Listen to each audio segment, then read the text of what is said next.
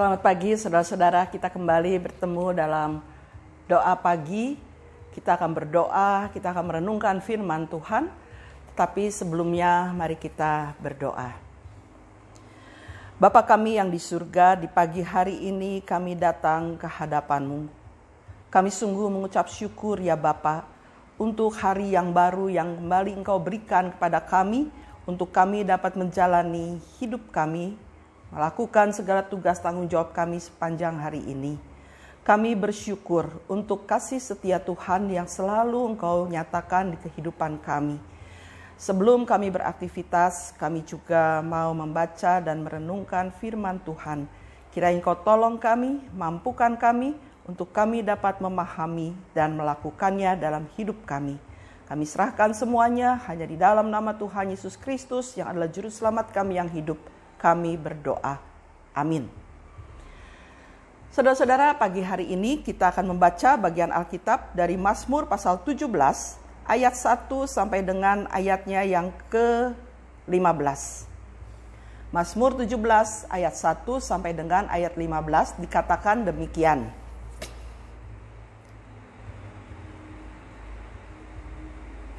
Dengarkanlah Tuhan perkara yang benar. Perhatikanlah seruanku, berilah telinga akan doaku dari bibir yang tidak menipu.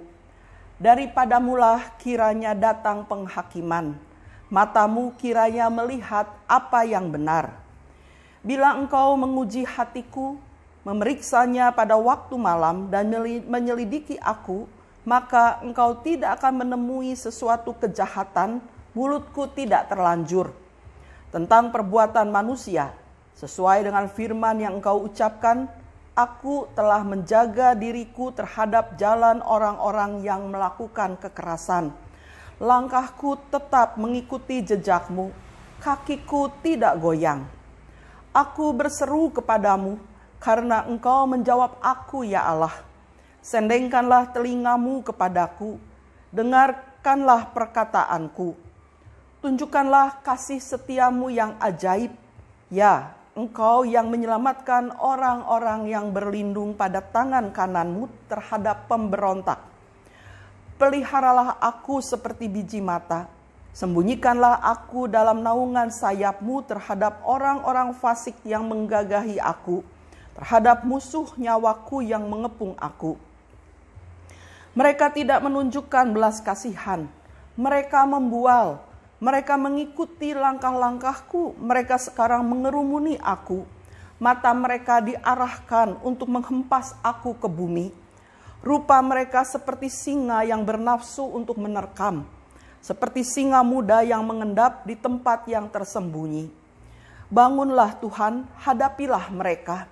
Rebahkanlah mereka. Luputkanlah aku dengan pedang-Mu daripada orang fasik. Luputkanlah aku ya Tuhan dengan tangan-Mu dari orang-orang dunia ini yang bagiannya adalah dalam hidup ini.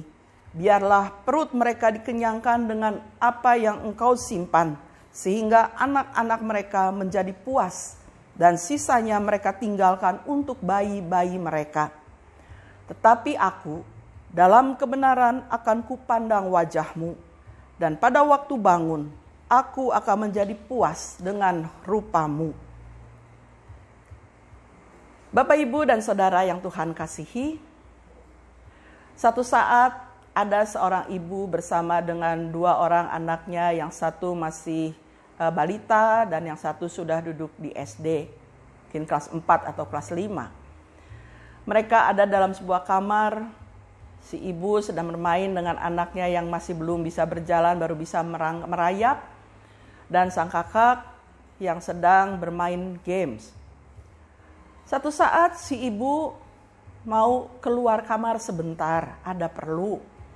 Dan dia bicara kepada kakaknya, "Kak, tolong jaga adikmu ya, jangan sampai dia jatuh." Si kakak mengatakan, "Iya mah." Kemudian si ibu ini keluar. Belum lama keluar, tiba-tiba terdengar tangisan adiknya yang begitu keras. Si ibu cepat-cepat kembali. Dan ketika masuk, dia melihat si adik sudah ada di lantai. Dan Disinilah kita melihat bahwa sang kakak ternyata tidak menjaga adiknya dengan baik. Dia terlalu asik main dengan gamenya. Sehingga ketika adiknya mulai ke tepi tempat tidur, ingin mendekati kakaknya dan terjatuh, kakaknya tidak tahu. Nah, saudara-saudara, tema kita hari ini adalah tentang menjaga diri. Kalau tadi si kakak dikatakan tidak menjaga adiknya, artinya dia tidak memperhatikan, dia tidak mengawasi adiknya sampai adiknya jatuh. Tentang menjaga ini adalah artinya kalau kita lihat di dalam kitab Kamus Besar Bahasa Indonesia dikatakan menunggui ya, supaya selamat atau tidak ada gangguan. Sebagai anak-anak Tuhan, kita juga selalu diingatkan supaya kita bisa menjaga diri dengan baik. Mengapa? Karena kita hidup di tengah-tengah dunia atau di tengah-tengah lingkungan di mana kita ada yang boleh dikatakan tidak selalu baik-baik saja. Tidak selalu membawa kita ke arah atau ke jalan yang benar. Di tengah dunia yang seringkali lebih suka menantang kita. Sehingga kalau kita tidak dapat menjaga diri dengan baik, maka kita akan dengan mudah terbawa arus. Kita akan mudah terbawa permainan dunia ini. Nah, saudara, contohnya yang sedang kita hadapi sekarang ini dengan COVID-19 ini. Khususnya di Jakarta, PSBB sudah dilanjutkan kembali. PSBB transisi untuk yang ketiga kalinya. Tetapi kita masih tetap dapat melihat bagaimana orang-orang tidak bisa menjaga diri dengan baik. Kalau kita ada di tengah atau di jalanan, kita akan melihat berapa banyak orang yang masih tidak mengenakan masker. Itu baru satu hal saja, tidak mengenakan masker untuk melindungi diri mereka sendiri dan untuk melindungi orang-orang yang ada di sekitar mereka. Mereka berkendaraan naik motor, tidak mengenakan masker. Bahkan kadang tidak bermasker, tidak pakai helm pula. Orang yang berjalan kaki juga tidak mengenakan masker. Padahal sudah selalu diingatkan, jaga diri. Begitu pula kita masih banyak melihat kerumunan-kerumunan orang untuk hal-hal yang tidak penting. Mereka tidak bisa menjaga diri mereka dan mereka lupa bahwa mereka bisa membawa orang lain untuk mengalami sakit kalau mereka ternyata tertular dari orang-orang yang tidak bisa menjaga diri dengan baik. Nah, saudara-saudara, menjaga diri itu bukan hanya memang secara fisik, tapi juga secara rohani, secara mental. Karena sebenarnya dua hal ini berkaitan. Maksudnya kita dalam kasus, misalnya dalam tadi kasus aturan bagaimana kita hidup di sekarang ini dengan COVID-19 tadi, bagaimana kita bisa menjaga diri dengan baik kalau kita tahu, kita menyadari bahwa tubuh kita ini berharga. Kalau kita menyadari bahwa Tuhan memberikan kita tubuh yang baik, tubuh yang berharga ini untuk kita jaga. Kita tahu Tuhan akan menolong kita, Tuhan akan menjaga kita. Tapi Tuhan juga memberikan kita akal budi, Tuhan memberikan kita kemampuan. Karena itu dikatakan, ini selalu berkaitan. Jika kita mengasihi Tuhan, kita mengasihi sesama kita, maka kita bisa menjaga diri kita juga dengan baik, supaya orang lain juga menerima kebaikan itu. Nah, saudara, menjaga diri itu memang bisa datang dari dua hal. Menjaga diri dari segala kejahatan yang ada di sekitar kita. Bagaimana kita bisa menjaga diri kita. Yang kedua, menjaga diri dari dalam. Bagaimana kita bersikap terhadap orang lain, satu sama lain. Dan ini bisa kita lihat dari kehidupan Daud, dari bagian yang kita baca tadi, bagaimana Daud bergumul dengan kehidupannya.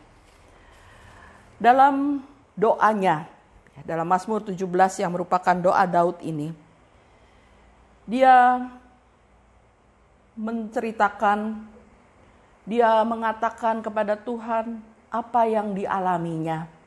Dan juga dituliskan di sini tentang keyakinannya bahwa dia akan tetap mampu menjaga diri dengan baik, mampu menjaga diri dari semua itu. Semua itu adalah kalau kita baca dari ayat 9 sampai dengan ayatnya yang ke-12, yaitu dia berhadapan dengan orang-orang fasik, dengan musuh-musuh yang mengepung dia. Dia bertemu dengan orang-orang yang suka membual, yang seringkali juga menginginkan nyawanya. Dia berhadapan dengan itu. Dan dia katakan semua itu kepada Tuhan di dalam doanya. Dan dia mau menjaga diri supaya tidak jatuh dalam pembalasan.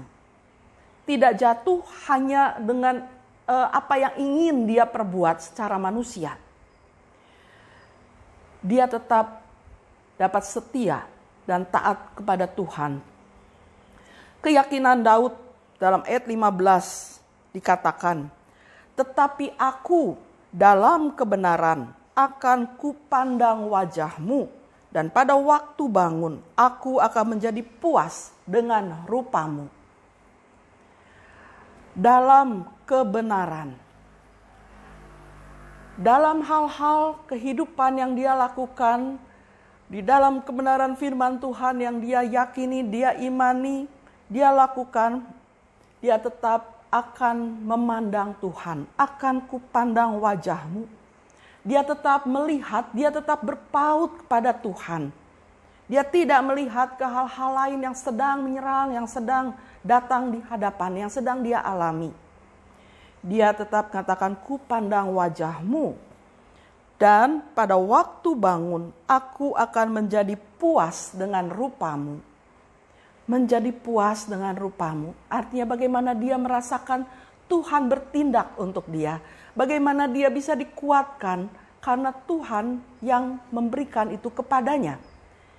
Dia merasa bersyukur untuk apa yang Tuhan lakukan baginya. Jadi jelas, Daud bisa menjaga diri dari setiap ancaman, dari setiap kejahatan yang dia hadapi, bahkan dari hal-hal yang bisa membuatnya lari dari hadapan Tuhan. Dia bisa mengatasinya, dia bisa menghadapinya adalah karena dia selalu ingat akan Allahnya. Dia selalu ingat bagaimana dalam perjalanan kehidupannya ini Allah sudah bertindak untuknya. Daud ingat akan firman Tuhan yang dia jadikan pegangan dalam menjalani kehidupannya. Dalam menghadapi situasi-situasi yang enak maupun terutama yang dia rasakan begitu sulit. Dan bagaimana dia menjadikan firman Tuhan sebagai pedoman dalam bersikap. Nah, saudara-saudara, sungguhnya begitu juga dengan kita. Kalau setiap hari kita berdoa, setiap pagi kita merenungkan firman Tuhan, itu bukan hanya sekedar kebiasaan, bukan sekedar hanya kewajiban, tapi supaya firman Tuhan bisa menjadi pegangan dan pedoman dalam kehidupan kita. Supaya kita tetap dapat menjaga diri dengan baik, akan memampukan kita menghadapi peristiwa-peristiwa kehidupan yang akan kita jalani sepanjang hari ini. Kita tidak pernah tahu, tapi kita percaya bahwa Tuhan menyertai kita. Tuhan menolong kita. Karena apa? Karena kita berdoa, kita berbicara, kita bercerita kepada Tuhan.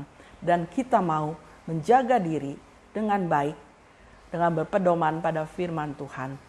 Karena itu biarlah setiap hari kita berdoa, setiap hari kita merenungkan firman Tuhan, itu bukan hanya sekedar kewajiban kita, bukan hanya sekedar kebiasaan, tapi kita mau hari ini kita berjalan bersama dengan Tuhan. Kita boleh melalui hari ini juga dengan baik, dengan benar di hadapan Tuhan. Karena itu, mari kita jalani hari ini dengan satu keyakinan, kita mampu menghadapi setiap peristiwa kehidupan yang akan kita lalui hari ini dengan kemampuan yang Tuhan berikan. Tuhan memberkati, Tuhan menyertai kita. Amin. Mari kita satu di dalam doa. Bapa kami yang di surga, kembali kami datang ke hadapan-Mu. Sekali lagi kami mengucap syukur karena kami memiliki Allah yang begitu mengasihi kami. Allah yang begitu peduli pada kami. Pada hari ini ya Bapa, kami datang ke hadapan-Mu.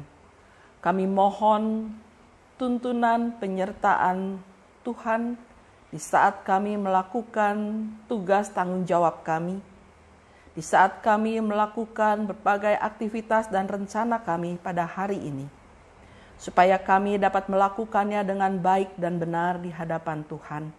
Kami dapat menghadapi setiap tantangan dan pergumulan hidup dengan baik, karena keyakinan kami, Tuhan yang akan menolong dan menuntun kami melewatinya, menghadapinya juga. Bapa, pada hari ini kami juga berdoa untuk bangsa dan negara kami yang terus berjuang untuk menghadapi virus COVID-19 ini. Ketika berusaha mencari obat untuk mengatasinya dengan segala percobaan yang tengah dilakukan, ya Bapa berkatilah, bila itu ada dalam rencana dan kehendak-Mu, kebaikan pasti boleh terjadi. Tolonglah mereka yang tengah terus berusaha untuk mendapatkan obat mengatasi pandemi ini. Kami berdoa juga bagi para medis yang terus berjuang, yang tidak mengenal lelah. Mereka merawat, mereka menangani pasien-pasien yang menderita penyakit COVID-19 ini. Dan kami sebagai masyarakat yang ada, yang hidup bersama di tengah-tengah negara ini, kami boleh terus belajar hidup bertanggung jawab dengan menjaga diri kami sendiri dengan baik, dengan benar. Kami boleh taat pada peraturan yang ada, supaya kami juga boleh membawa kebaikan, bukan membawa ketidakbaikan. Kami boleh membawa kebenaran bagi sekitar kami. Terima kasih ya Bapa. Kami percayakan permohonan kami, ucapan syukur kami ini hanya di dalam nama Tuhan Yesus Kristus, Juru Selamat kami yang hidup. Kami berdoa dan bersyukur. Amin. Selamat pagi saudara, selamat beraktivitas. Tuhan menyertai, Tuhan memberkati.